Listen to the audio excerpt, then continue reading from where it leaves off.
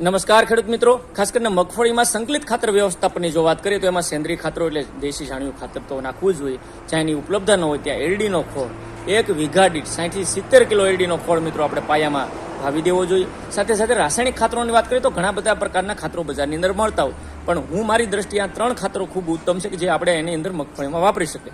એમાં પહેલું છે સિંગલ સુપર ફોસ્ફેટ, બીજું એમોનિયમ સલ્ફેટ અને ત્રીજું છે પોટાશ. સિંગલ સુપર ફોસ્ફેટ 1 વીઘા દીઠ 16 ગુઠાના વીઘા દીઠ આપણે ખાસ કરીને 25 કિલો વાપરવું જોઈએ. એમોનિયમ સલ્ફેટ 16 ગુઠાના વીઘા દીઠ 10 કિલો અને મ્યુરેટ ઓફ પોટાશ 16 ગુઠાના વીઘા દીઠ 14 થી 15 કિલો વાપરવું જોઈએ. આ ત્રણેય ખાતરો ખાસ કરીને પાયાના ખાતર તરીકે વાપરી શકાય.